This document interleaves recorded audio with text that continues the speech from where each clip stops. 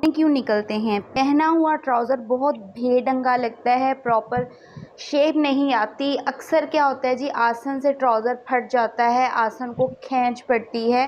अस्सलाम वालेकुम, मैं Nisa Zubair and welcome back to my channel. आज मैं आपके साथ ट्राउज़र की कटिंग शेयर करूंगी कि आप किस तरीके से अपने ट्राउज़र को जो है वो कटिंग करें, जिसकी वजह से ना तो आपके पांचे की तरफ खिंचाव आएगा, ना घुटने निकलेंगे और ना ही किसी भी किस्म का झोल आएगा और शेप भी बहुत ही प्रॉपर वाली बनेगी। तो आपने वीडियो को स्किप नहीं करना, वीडियो को फुल वॉच करना है और इसमें एक एक पॉइंट जो है वो समझने वाला है। 8 सॉल्यूशंस ऐसे मैं आपको बताऊंगी, इससे ज़्यादा भी हो सकते हैं, जिनको मद्देनज़र रखते हुए आप जब भी अपना प्लाज़ो, पैंट, ट्राउज़र कुछ भी बनाएंगे तो आपको बिल्कुल भी किसी भी मसले का सामना नहीं करना पड़ेगा। तो सबसे पहले तो चलते हैं जी वीडियो की तरफ। नीचे सबसे पहले मैंने ये एक सीधी लाइन ड्रॉ कर ली है ताकि हमारा ये जो नीचे बढ़ा हुआ होता है फैब्रिक, उसको हम इजीली जो है वो बराबर कर सकें। और ये 4 फोल्ड में है फैब्रिक, ये भी आप देख लें। इसकी बंद वाली साइड जो है वो मैंने अपनी साइड रखी है। यहाँ से हमने फोल्डिंग का मार्जिन छोड़ना है। अब कुछ लड़कियाँ जो हैं वो ज़्यादा चौड़ी वाली फोल्डिंग पाइंचे पे पसंद करती हैं और कुछ बहुत बारीक लेती हैं।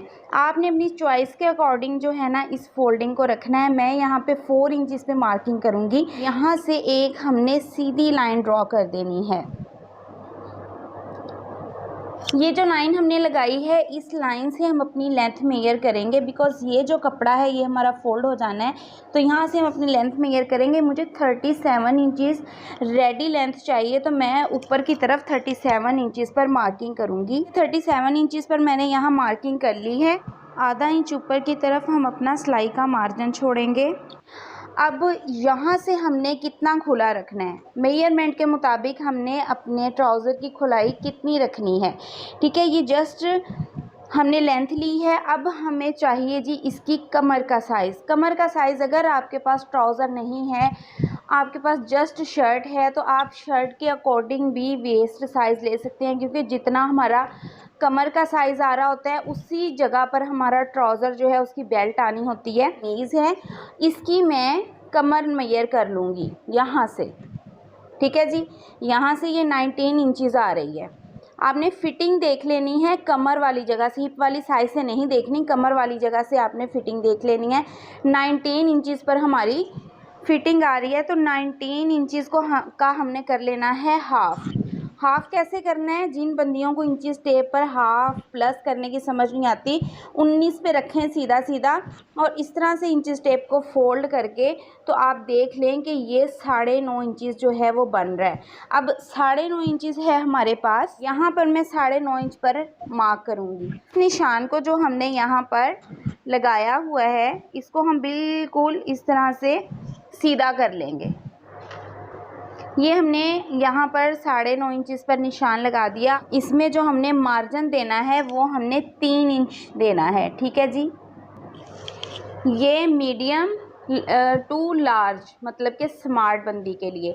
अगर कोई हेल्दी है तो उसके लिए आपने 4 से 4.5-5 इंच तक यहाँ पर मार्जिन देना है। ठीक, अब हमने अपना हिप साइज़ देखना है। ठीक है, हिप साइज़ को देखने के लिए हम अपनी शर्ट का इस्तेमाल भी कर सकते हैं। अगर प्रॉपर वाला ट्राउज़र आपके पास नहीं है तो जो शर्ट आपके बिल्कुल फिट आती है, ठीक आती है, आप वहाँ सर से भी ये देखें जी अपना हिप साइज़ मेजर कर सकते हैं। 21 इंचेस जो है ये हिप साइज़ आ रहा है मेरे पास। शर्ट के अकॉर्डिंग मेरे पास हिप साइज़ जो आया है वो है 21। ठीक है, अगर आप वैसे मेजरमेंट करेंगे तो वो हिप साइज़ आपका आएगा राउंड में 42। अब यहाँ 21 है तो इसका हमने हाफ़ कर लेना है कि 21 का हमारे पास हाफ़ जो है वो कितना आ रहा है। तो यहाँ 21 का हाफ़ हमारे पास आ रहा है 10.5 इंचेस। ठीक है जी, 10.5 इंचेस आ रहा है। इसमें हमने 2 इंच एक्स्ट्रा ऐड करने हैं। ये देखिए जी, ये 10.5 इंचेस। ठीक है जी, यहाँ पर हमने मार्किंग की +2 इंचेस, यहाँ से हम +2 इंचेस यहाँ पर। ठीक है, ये होगा हमारा आसन का साइज़, कि हमने आसन का जो अपना साइज़ है वो किस तरह से लेना है। और यहाँ पर हमने कर देनी है सीधी लाइन ड्रॉ। देखेंगे हम कितना है, यहाँ पर हमारे पास 13 इंचेस से थोड़ा सा कम है 200, तो यहाँ पर भी हम बिल्कुल उसी चीज़ के अकॉर्डिंग जो है निशान लगाएंगे और इस निशान को कर देंगे बिल्कुल सीधा इस तरह से। ठीक हो गया। अब यहाँ से हमने क्रॉच कर्व देना है, मतलब कि गोलाई देनी है अपने ट्राउज़र को। तो ट्राउज़र को गोलाई देने के लिए हमने क्या करना है, यहाँ से जो हमने एक्स्ट्रा बढ़ाना है वो हमने 2 से 2.25 इंचेस बढ़ाना है। ठीक है जी। अगर मीडियम टू लार्ज है, अगर मोटी हैं, एक्सल हैं, तो उसका जो है आप 2.5 से 3 इंच भी जो है यहाँ से बढ़ा सकते हैं 2 इंचेस पर। अब यहाँ से आपने एक बात को जो है वो ध्यान से समझना है।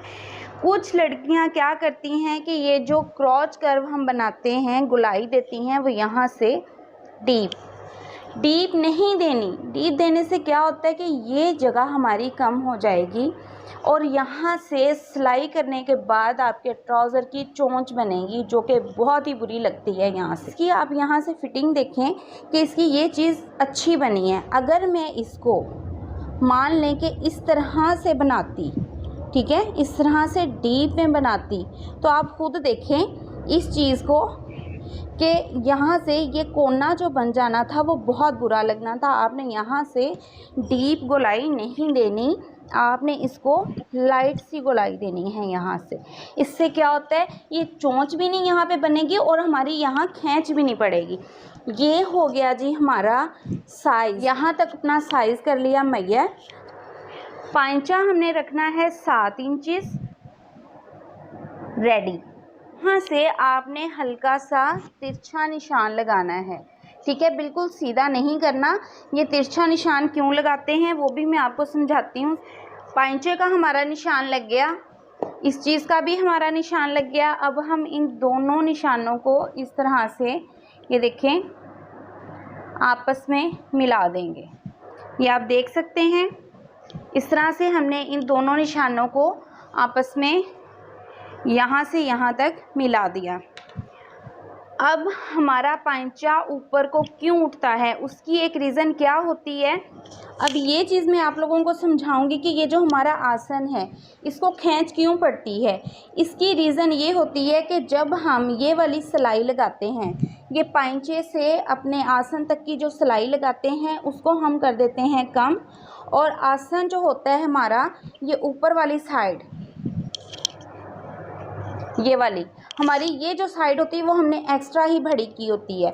कुछ लोग क्या कहते हैं, उनका मानना होता है कि आसन बड़ा रखें तो ट्राउज़र नहीं फटेगा। ये गलत बात है। जितना आपका आसन बड़ा होगा, ये चीज़ छोटी होगी, उतनी ही खिंच पड़ के आपका आसन फट जाएगा। आपने अक्सर देखा होगा कि जो रेडीमेड पैंटें होती हैं, कैपरी या ट्राउज़र्स होते हैं, उनके आसन हेल्दी से हेल्दी बंदे के भी नॉर्मल होते हैं। जितना कि हम आम रूटीन में रखते हैं उससे भी नॉर्मल होते हैं। वो क्यों नॉर्मल बनाते हैं, इसीलिए कि ये चीज़ जो है हमारी बॉडी पार्ट के साथ फिक्स आए और खींच पड़ने से हमारा ये हिस्सा जो है वो नहीं फटे। यहाँ से आपको मैं समझाती हूँ। स्टिच ट्राउज़र से आसन मान लें कि हमारा यहाँ आ रहा है, जब हमने इसको पहनना है हमारी लेग के हिसाब से, ये देखें यहाँ से मैं पकड़ती हूँ तो ये यहाँ पे पड़ेगी खींच, पहने हुए भी इस चीज़ को हमारे खींच पड़ेगी, तो वो बहुत बुरी लगती है। जब आप अपनी ऊपर की मेजरमेंट बिल्कुल ठीक करेंगे तो खुद ब खुद आपकी ये वाली चीज़ है वो लंबी बनेगी, आसन आपके साइज़ के अकॉर्डिंग परफेक्ट आएगा और पांचे को खींच भी नहीं पड़ेगी, यहाँ से आपके घुटने भी नहीं निकलेंगे और ये चीज़ भी बिल्कुल नहीं फटेगी।